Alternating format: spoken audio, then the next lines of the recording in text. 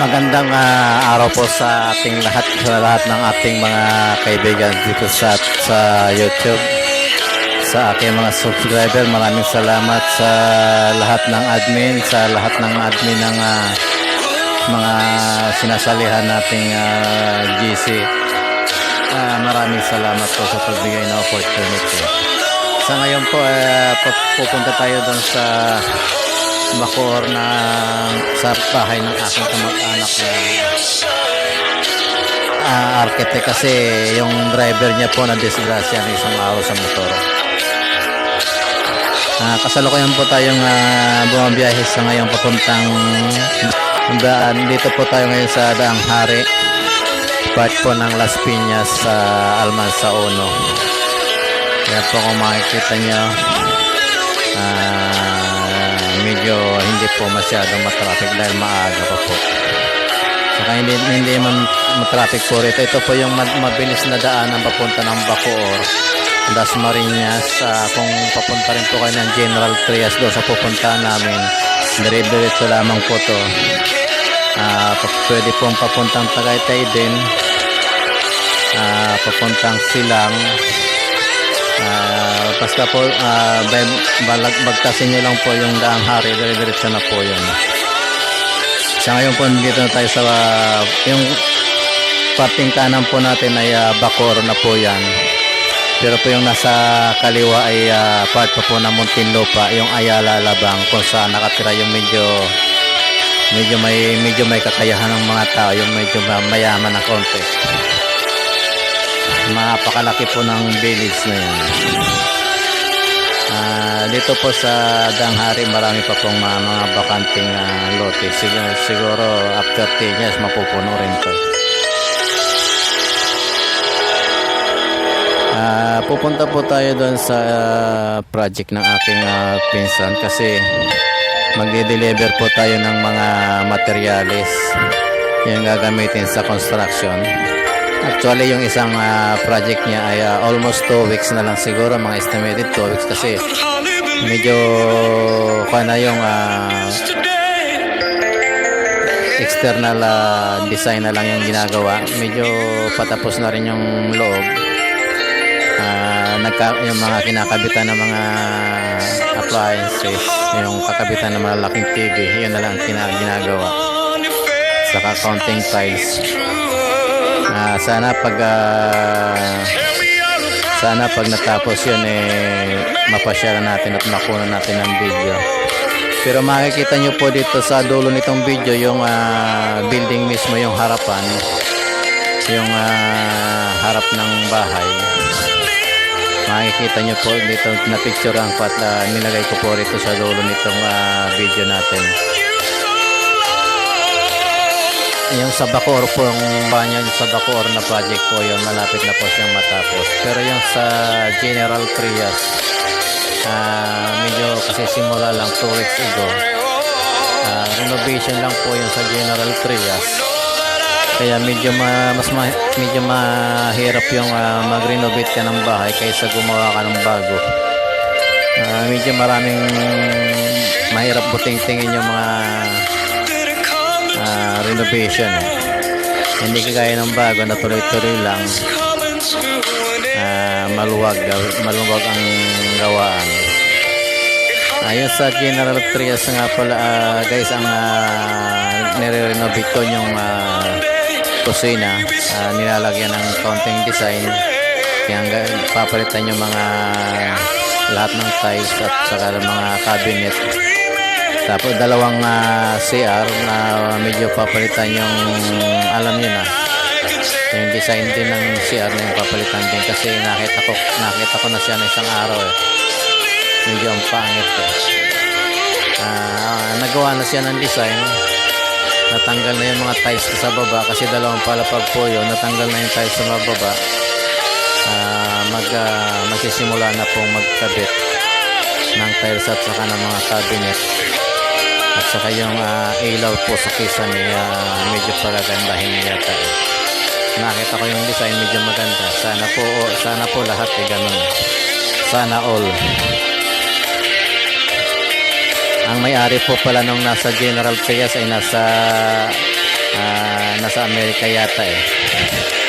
Kaya ang nakatira lang isang katulong at saka yung may yata nando doon. Hindi yata hindi nalabas ng bahay. Sa mga gustong magpa-repair ng bahay basta nandito lang po sa Luzon, okay lang. Wag lang po na sa Bisaya kasi hindi kami natanggap ng trabaho na sasakay pa ng barko eh. Kasi mahirap magdala ng mga gamit eh. Pag nasa NCR or Metro Manila, siguro madali lang. At saka Laguna, Cavite, Batangas, pwede pa po yan. Bulacan, hanggang Pampanga siguro, pwede pa. Kasi dati may project din kami sa San Simon, Pampanga. At saka sa Marilao, Bulacan.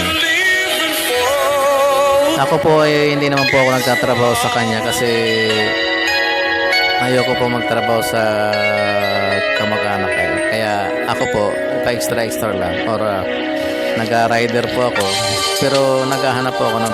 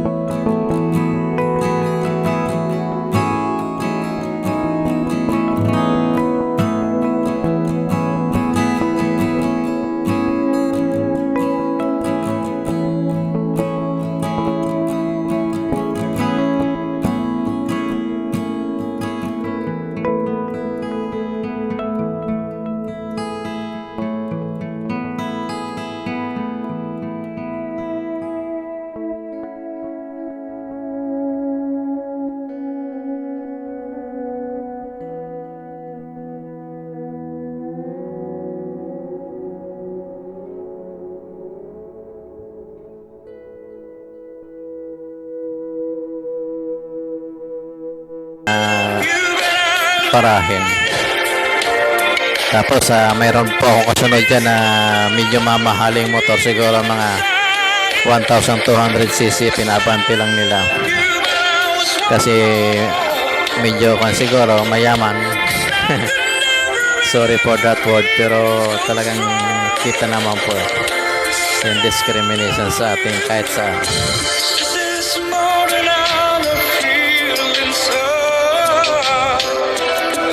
Ayan, malapit na po tayong makarating, siguro mga almost 1 kilometers na lang.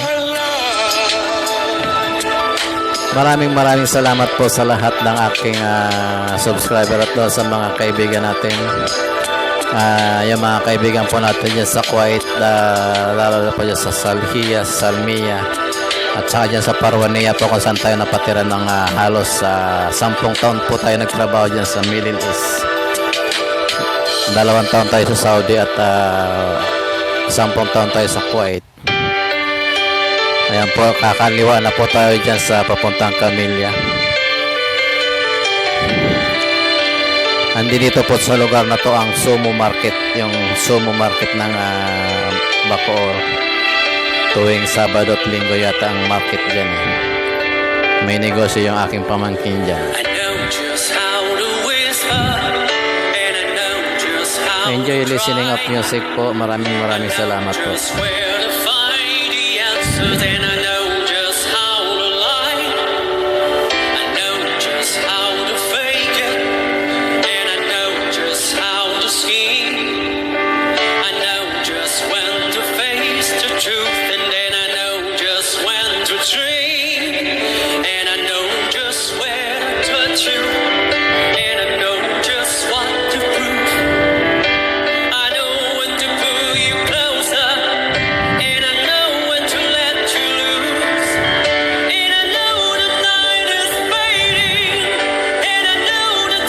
Ito, nasa Cerritos na po tayo.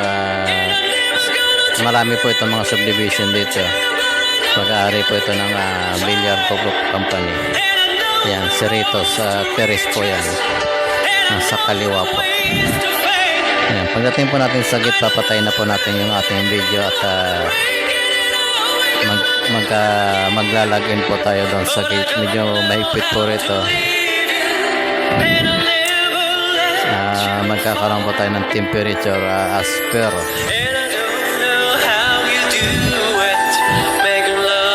kailangan po kasi obligasyon natin yan magbigay ng